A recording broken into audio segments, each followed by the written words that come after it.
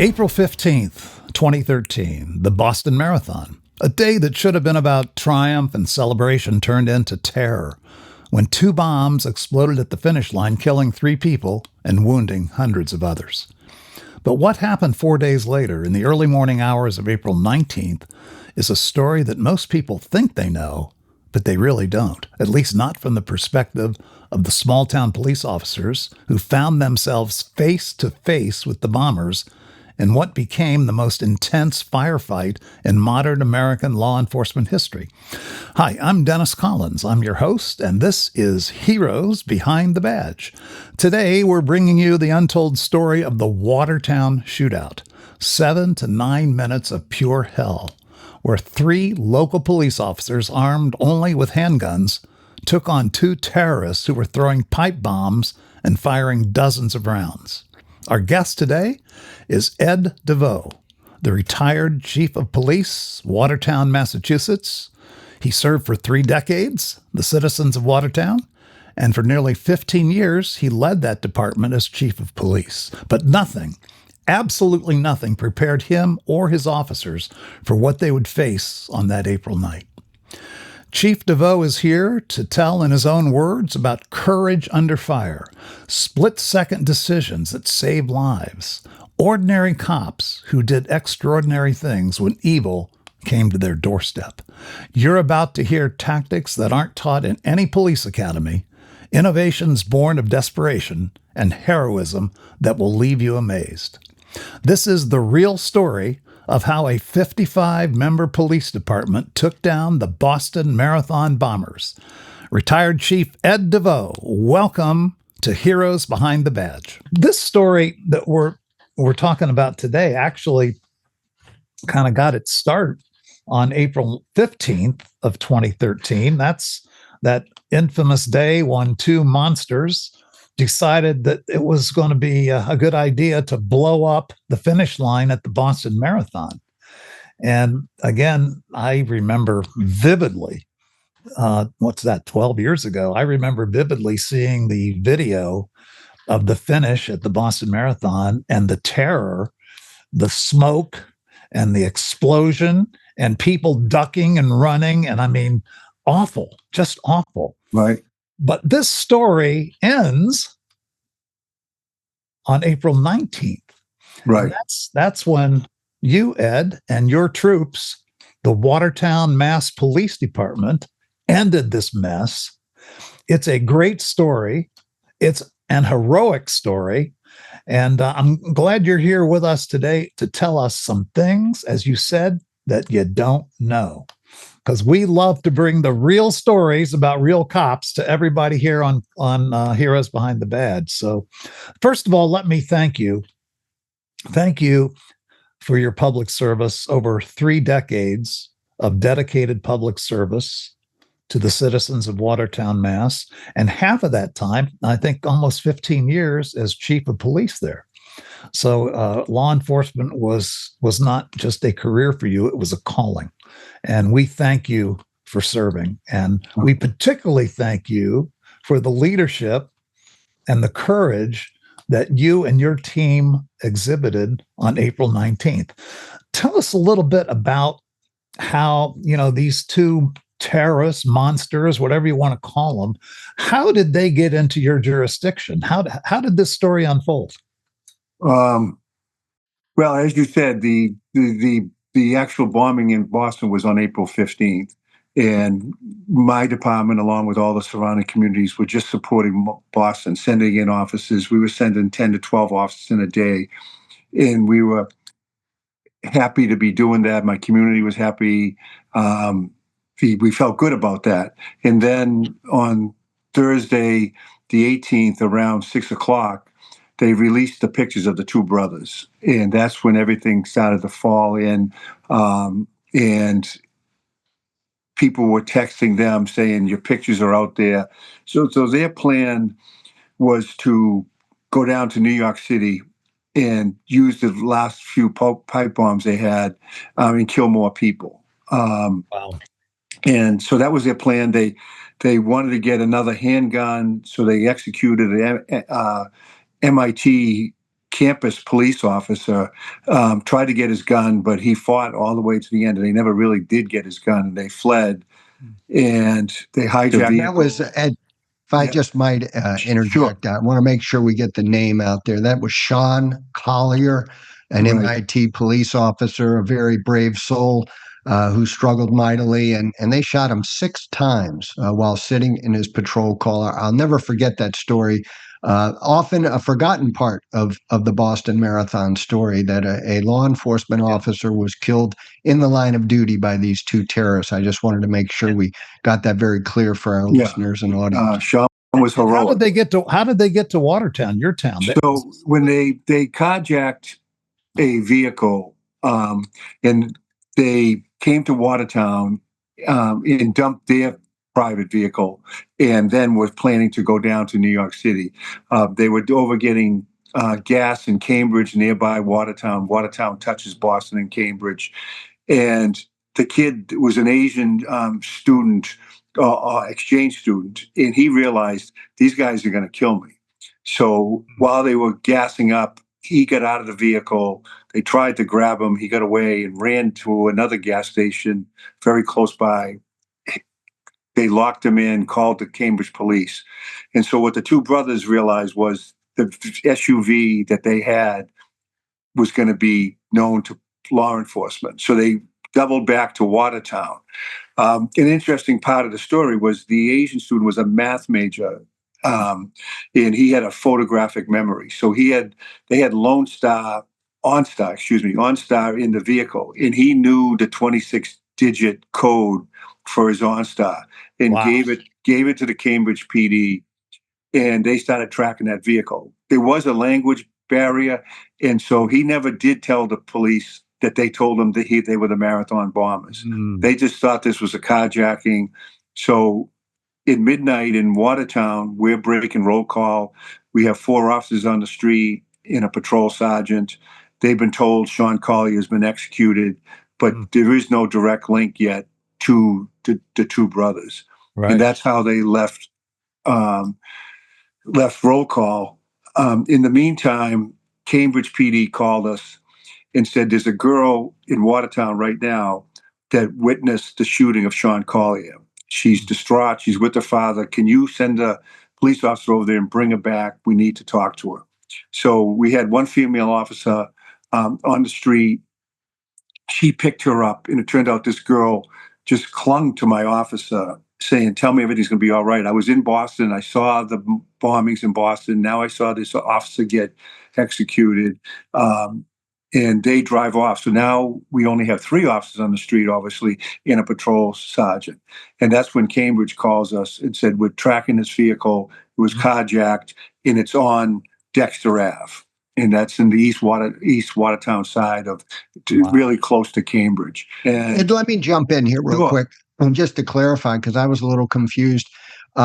Danny Mang, who was the victim of the carjacking, apparently, I mean, I've heard reports anyway, where he was told by one of the terrorist brothers that they were, in fact, the Boston Marathon bombers.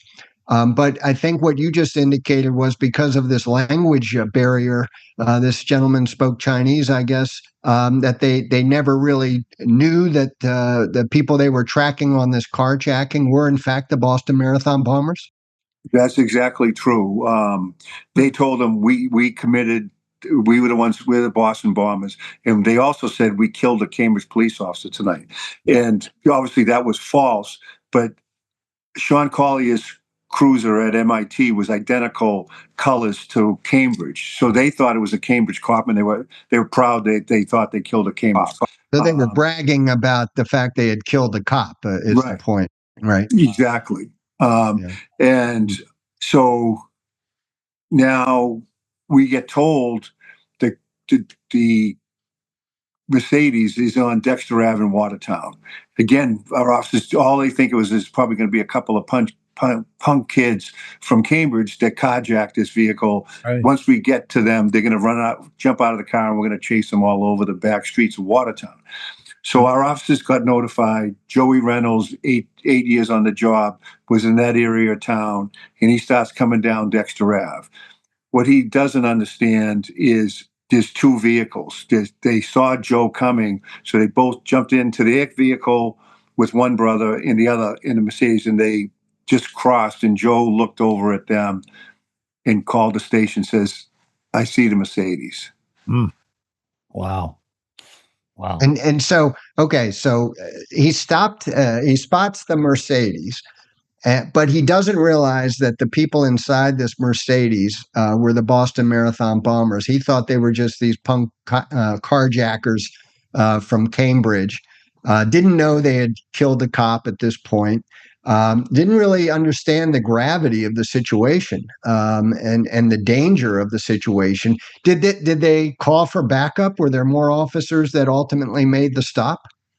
Right. So what happened is Joey called it in, and John McClellan, the patrol supervisor on the street, said, "Hey, Joe, I'm not too far away from you. Give me a chance to get back close to you." So he's hustling down there, and he says, "Okay, Joe, I'm here." Dexter Ave is a long cross street off the main street of Watertown, and he could see Joe down the street. He says, "All right, Joey, I'm behind you. Why don't you light them up?" I mean, obviously turn your lights on. Right. Before he could do that, they turned on to a side street and stopped. And now Joe realized there was two vehicles, and he's there on this dark street in Watertown by himself, poorly lit street, and there he is. Did he encounter these guys? Did they get out of the car? Did they start shooting? What did they do, Ed? So he calls it in. Okay, they stopped, and he's about 2 car lengths behind the SUV. And before he can do anything, the older brother gets out of the vehicle, his vehicle, and charges at Joe's cruiser, shooting at him with a handgun. Wow. And so Joe's was just thinking that this was going to be kids running out of the car. To his life is in danger. Rounds are bouncing off his windshield. Oh. To his credit, which I think is heroic. I'm not sure I would be so thoughtful, but Joe put the car in reverse, called in shots fired down here, and got back. I think a lot of people would just freeze in that situation, and he would have been executed just like Sean Collier. So And he's in reverse. He came out of this unscathed, right? He did not get shot himself, right? No, he didn't. And so as Joe is backing up, Sergeant McClellan is coming around the corner, and he just hears shots fired, and he sees Joe in reverse, and he's coming down the other side of the street, and is all of a sudden he doesn't know what's going on. Like, why is Joey backing up? And a round goes right through his windshield and ends up in the headrest right behind him. He thought he lost his ear. His ear was burning, but it just missed his ear. And that's how Sergeant McClellan and Joe Reynolds are on this back street in Watertown at 12:30 a.m. Lucky to be alive, for sure. Right. Lucky to be alive. So, okay, this is amazing. So eventually, I mean, as I understand, it was about a 7-minute shootout that occurred. 200 to 300 shots fired. 56 by the suspects. How many other officers came to the scene? There must have been more than just the two of them involved in the shootout with the two brothers who turned out to be the Boston Marathon bombers. But at the time, the police had no knowledge of that. No.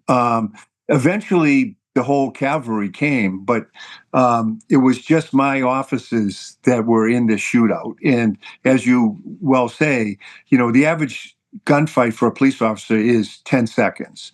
Yeah. A minute would be a long time. And this went from 7 to 9 minutes, depending on how we look at the dispatching and everything else like that. So, so John and Joe were really under fire. It was getting out on the radio that something was happening in Watertown, but no one shows up within those 7 minutes except some of my, a couple of officers on duty, a couple of officers on private detail, and one of the sergeants that we'll talk about that was leaving the police station when this was all developing. So for the moment, it's just John and Joe. And John gets that round right through his windshield. He stops his vehicle, trying to figure out what's going on. He's trying to get the patrol rifle out of the center console. And he can hear the bullets bouncing off his vehicle, and he just couldn't get it loose. It was tight in there, and he kind of gives up on trying to get the patrol rifle, and he sees a tree on the left side of the street, and he says, "I got to get some cover." And so what he does, way beyond his training, he puts the vehicle in drive, and it slowly goes down the street at about 4 or 5 miles an hour. And John's able to get behind that tree and does the job because they just kept focusing on the vehicle. The vehicle rolls down, hits some trash cans that were out, and they throw the first pipe bomb down the street, and it explodes and it blows out most of the windows. But no one was in the police vehicle, right? No, they just John put it in drive and sent it down the. Right. And wow. Yeah, yes, that's pretty ingenious, huh? It sure is. And so when Joe's back a little bit behind John, and he sees the cruiser still going forward, and he says, "Oh, geez, the sergeant's bringing the fight to them." So he comes running down the street. He gets behind on the passenger side. He's shooting down range as well. And then he gets parallel with the tree, and he looks over and he sees John. He goes, "Sarge, who's driving the car?" He goes, "Joey, get over here. Get over here. I'll tell you later." And next thing you know, I'll tell you later. the two of them are behind this tree that they felt at the time was big, but the next day, well, that later that day, we went down there. There was bullet holes in the tree. There was bullet holes in the picket fence next to them. They were really lucky they didn't get hit. So that cruiser goes down, as I said, runs over some trash barrels, hits a parked car, and now the fight is on. John's on the radio, and at first he couldn't believe they were throwing bombs at him. He said over the radio originally, "They're throwing M80s at us," and then a couple of seconds later he goes, "Oh, these aren't M80s." Right. And so here we are on the back street of Watertown, waking up this neighborhood. And it's the first time, and still the only time in our country, that cops have been shot at and had bombs thrown at them. Jeez. And these were some of the similar type bombs they used in the Boston incident, right? The pipe bombs were different, but they had a pressure cooker bomb in the vehicle too, which they ended up deploying as well. Boy, these pressure cooker bombs, as I recall, were what they used at the Boston Marathon. 2 pressure cooker bombs actually that occurred that were detonated, seconds apart, but ended up killing 3 people, wounding hundreds of others. A dozen, I believe, lost limbs. It was a terrible act of terrorism that affected so many lives.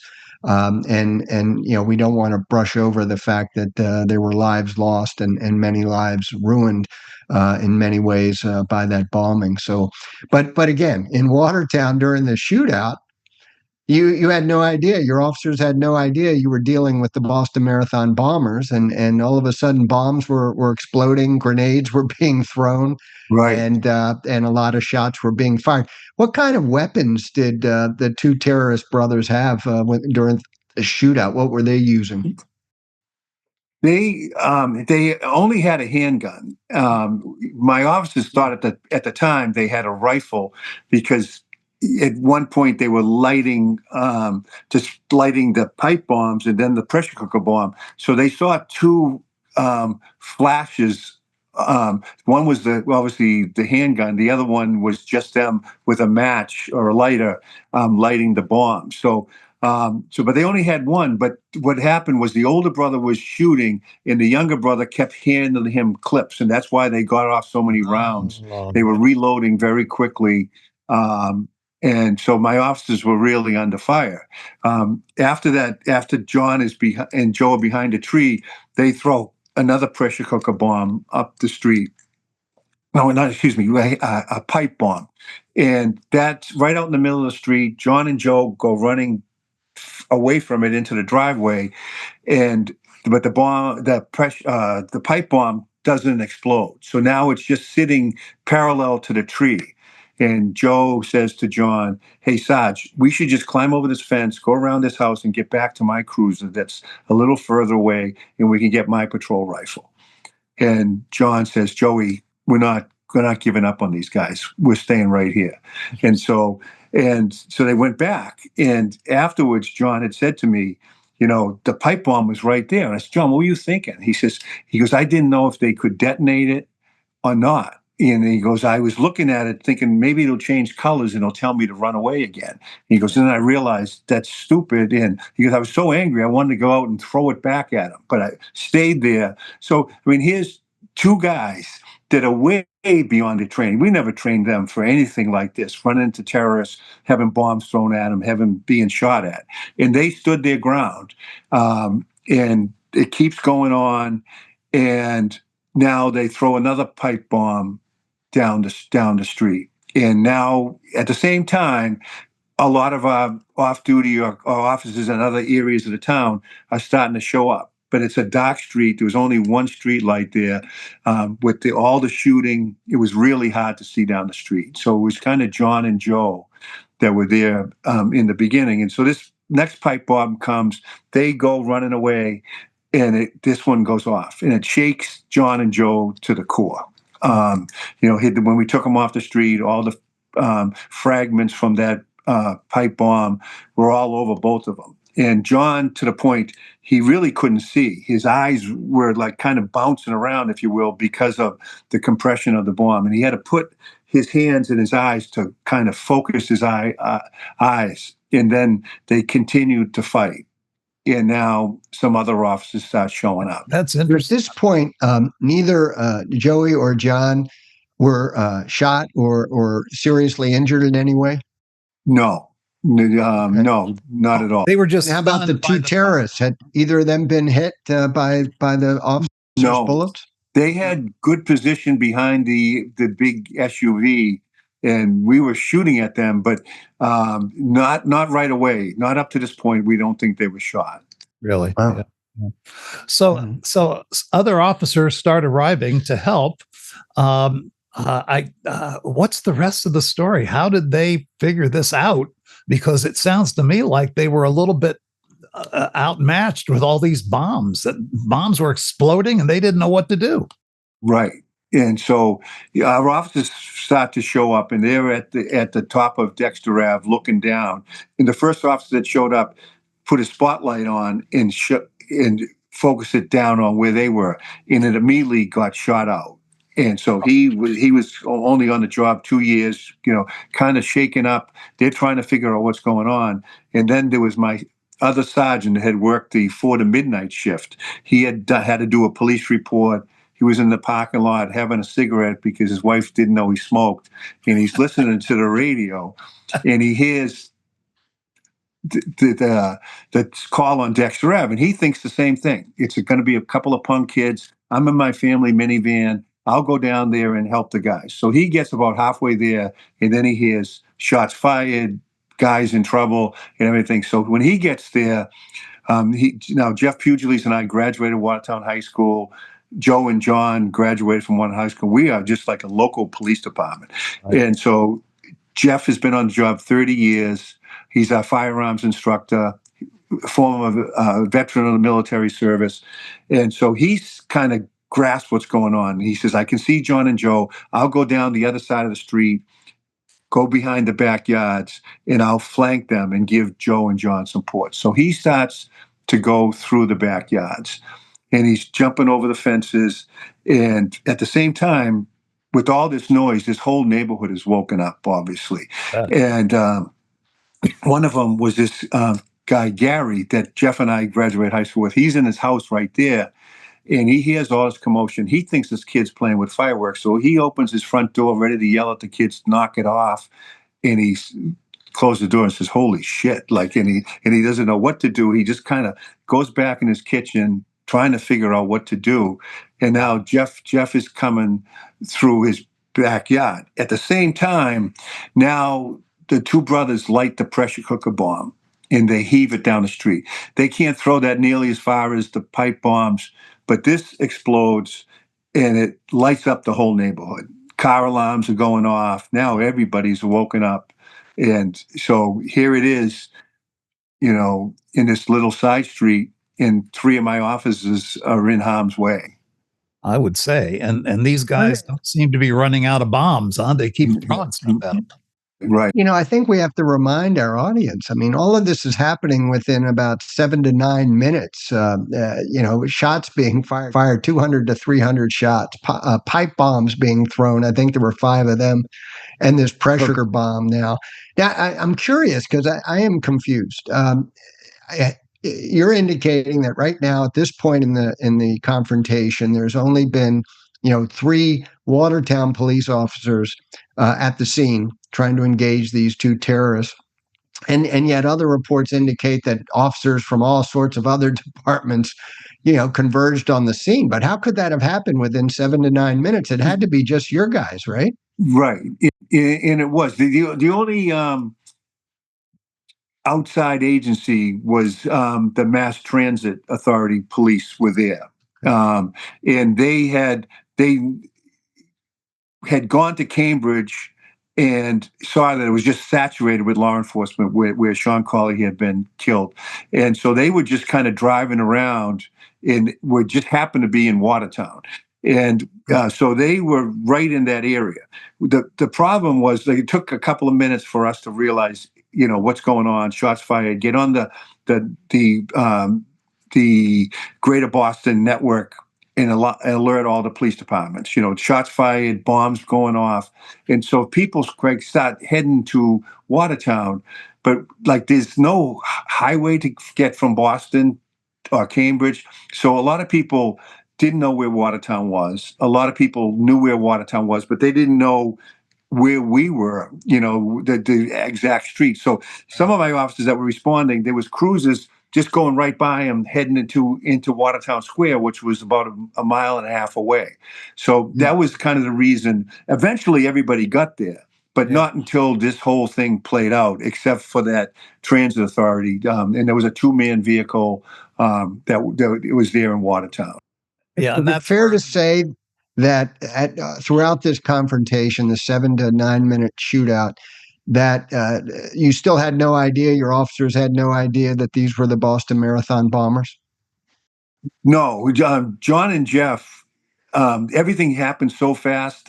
You learn about, all different things. Their brains couldn't take it all in at the same time. So when I got there several minutes after this whole thing happened, and I was talking to John and all Jeff, Ian, Joe, and a Boston cop walked by. He goes, "Hey, do you know who those guys were?" And my Sergeant John turns around. He goes, "No." He goes, "I didn't recognize them. They're not from Watertown." He goes, "No, those are the Boston Marathon bombers." And that's when it hit John and Joe, because they just didn't have time. Jeff knew because he had time to digest it as he was rushing to the scene. I mean, pretty much every police officer that was heading their way knew this has to be the Marathon bombers. But John and Joe just didn't have any chance to even think about it. So how Ed how did the takedown happen? I mean, again, it's hard to believe that these guys were able to take these guys down, but they did. And tell us how that happened. So the pressure cooker bomb comes down the street and it lights up the whole neighborhood. And Jeff, my off-duty sergeant, is coming through the backyards. And I told you about Gary that was in the house. So he hears this huge explosion. And so he just runs out his back door. He's in his underwear, runs out, and Jeff is yelling at him, "Stop, police, stop, police." And Jeff can see him, and I said, "Jeff, you didn't shoot him." He goes, "No." He goes, "I thought that was one of the terrorists." But he goes, "I could see his hands, and he didn't have a gun. So if he was running away, I knew other people were coming. That was good for us if he was running away. The other people, I wanted to get down and support the guys." And I saw Gary, a day or two later. I go, "Gary, didn't you hear the officer running, yelling at you? Stop, police." He goes, "Oh yeah, I heard somebody yelling." But for a 50-something-year-old fat guy, I went over that fence and I just kept running. I met neighbors I never knew before, and I sat in their house during the whole lockdown. Oh man, Gary took off. Yeah. So Jeff makes his way down, and now he's actually closer to the two brothers. And this is kind of how we kind of advance. Jeff can see them. He starts shooting at them, but he realizes they got great cover. So Jeff, to his credit, like I said, he's our firearms instructor, veteran, and he said, I thought I would skip shoot bullets underneath the Mercedes. And so he starts skip shooting bullets down there, and we know from the autopsy that he got the older brother in the leg. And the older brother, I think he thought he was invincible, like he had done the bombings, he had killed Sean Collier, and now so he comes running out of cover and he starts shooting at Jeff. They hadn't seen him before, and now there's two cars in a parking lot and a driveway there, and Jeff and this older brother are just exchanging rounds, and Jeff told me later, he goes, Chief, I knew I was getting him. He goes, I hit him center mass. I was just trying to hit him center mass. And he says, but as you guys know, just because you get shot doesn't mean it's like the cartoons or a video game, you go flying backwards. This kid took some rounds. He was in excellent shape. He wanted to be a golden glove boxer. And so he takes the rounds and keeps shooting Jeff. And he wasn't wearing a bullet-resistant vest, I suppose. It's just he was getting hit. He was not. He was not. Yeah. And so he wasn't. He trained went to a gun range a couple of times, but obviously he wasn't trained like a police officer. So when we looked, Jeff was right up against Gary's house, and there was almost like a bullet frame around Jeff, to the left, to the right, over his head. And when we finally went in there, a number of those bullets went right through Gary's kitchen into his bathroom. So if he didn't run out that door, we might have found him 24 hours later, or something like that. So, so now Jeff and the older brother in this gunfight, really close, exchanging gunfire, and now the older brother's gun runs out of bullets or jams, and he throws it at Jeff. Huh. Jeff hosts his weapon, and the brother runs back out into the street. And instead of running back to where his brother was to the right, he runs up the middle of the street towards where all the officers were starting to show up. And John and Joe were behind that tree, and John's thinking, this guy's got a bomb strapped to his chest, and he's going to run into a bunch of cops, and he's going to try to kill us all.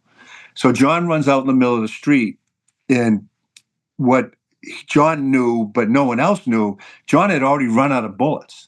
He had exhausted his ammunition. So I said, John, you're out in the middle of the street pointing a gun at the guy. He goes, yeah.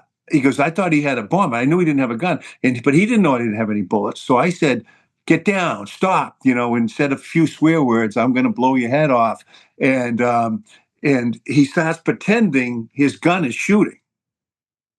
And I said to John afterwards, I go, you got to be shitting me. Like, they don't teach you that at the academy, but they will now.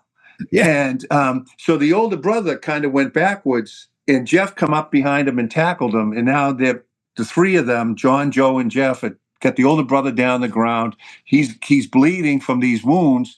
And the younger brother could have driven off the other way, because he sees this all play out. We had told all the officers responding, don't go down near Oak Street, because that's where all our fire is going down. Stay away from there. So we had perimeters set up everywhere.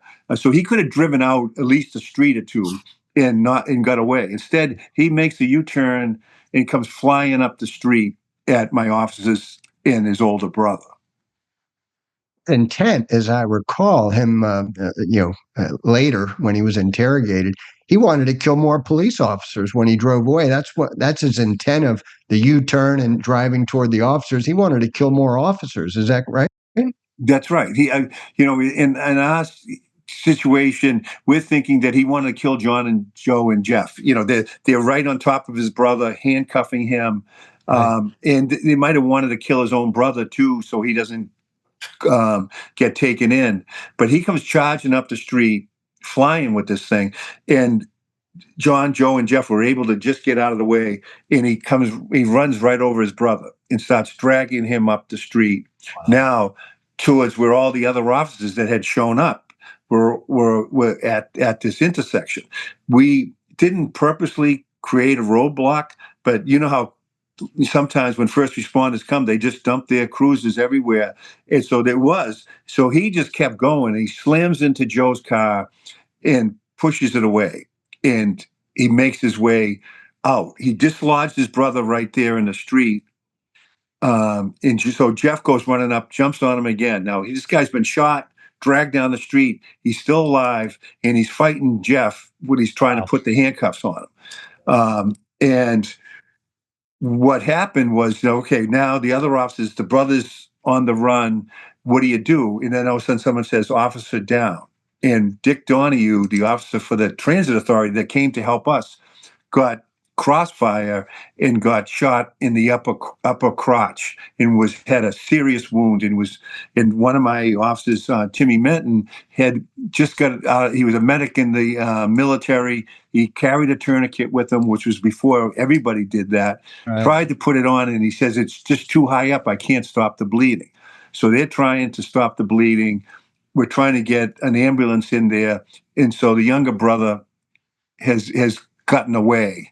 And he dumps his car probably about 10 blocks away from there. Did you say, Ed, that he got away because a lot of the officers' attention, I mean, there were so many officers now at the scene, but there was chaos, obviously. Right. But he was able to get away because a lot of the other officers were tending to their wounded colleague. Is that part of the issue? Yeah.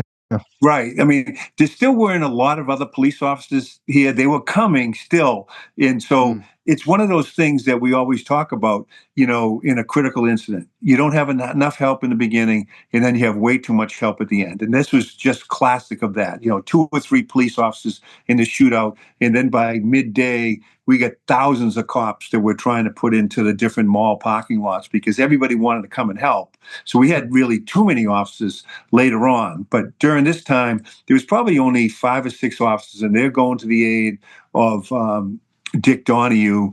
We got the fire department, which one of our dispatchers was brilliant. He staged them down the street, even while the shootout was going on. So they were able to get in there, get Dick off to the hospital. That was just a remarkable story, too, because the doctors said, you guys were doing CPR on him, but he basically bled out on the street. It's a miracle that his kid's still alive. And the emergency room doctors did so much. There was 3 emergency doctors working on him, and one of them wanted to call it. And it was 2 other female doctors. And they said, no, let's keep pumping blood in him. And sure enough, Dick Donahue lived. He had a young baby. He's already had another baby. He's disabled from the job, but he just heroic himself to survive that. And so I kind of show up at the scene now while this is, and I'm talking to my officers. So you were able. I mean, this all occurred at 12:30 a.m. at night. So obviously, you and so many of your officers in the department. I think it was a 55-member department. Right. 3 of them obviously engaged the 2 brothers, but you're basically at home during all this. When did you get word that this was going on, and how long did it take you to get to the scene? So in the middle of it, my lieutenant, who's in charge of the shift, called me, and I had just fallen asleep. And he says, Chief, they're shooting at us and they're throwing bombs at us. And I think these are the people that killed the MIT officer. So I'm trying to digest that. Like, what the heck are you talking about? And I can hear the radio dispatch in the background, and I hear an explosion over the radio. And it was like, oh, my God.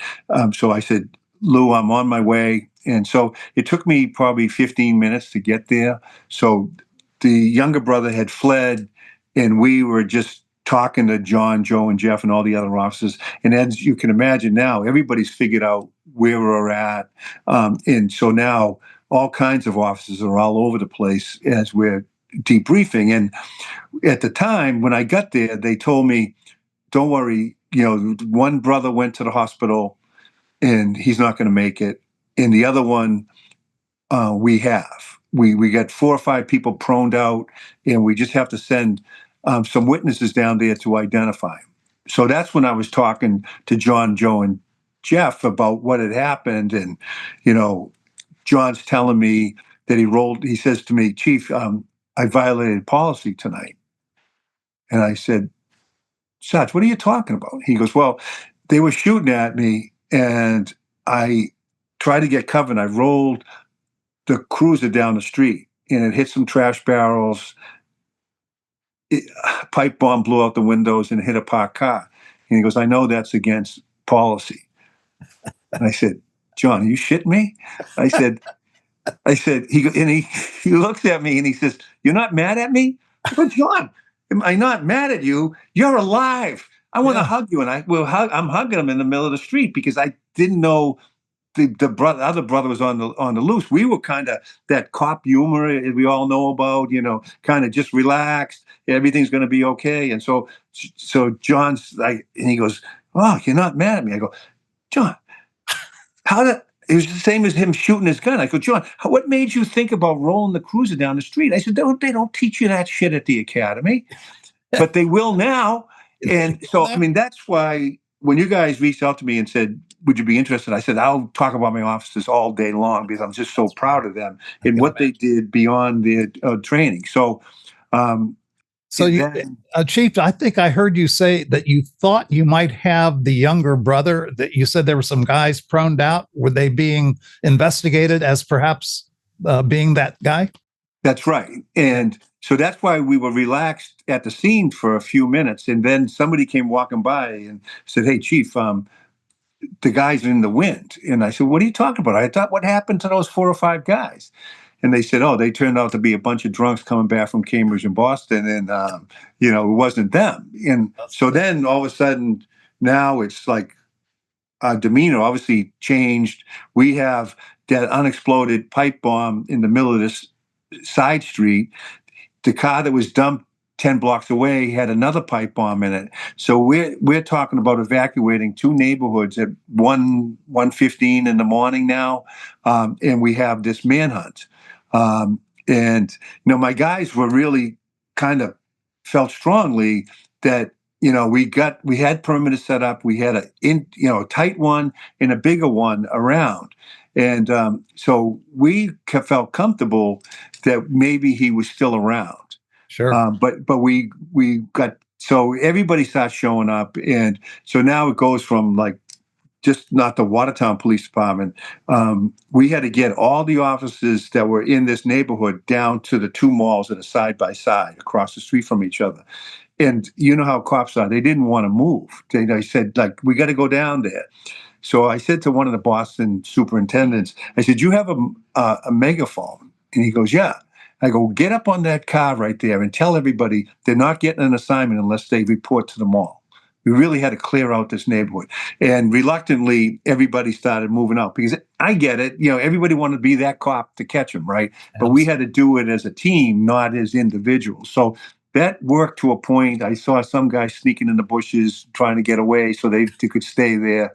But pretty much we got everybody down to the malls. When we return, the manhunt begins. With one bomber dead and the other somewhere in the streets of Watertown, Chief DeVeau and his exhausted officers faced a new challenge, finding a wounded terrorist hiding amongst 35,000 residents. You'll hear about the unprecedented decision to lock down an entire American city, the massive search operation that followed, and the moment when an ordinary citizen made an extraordinary discovery in his own backyard. The story of April 19th isn't over yet. Stay tuned for part 2 of our conversation with Chief Ed DeVeau right here on Heroes Behind the Badge.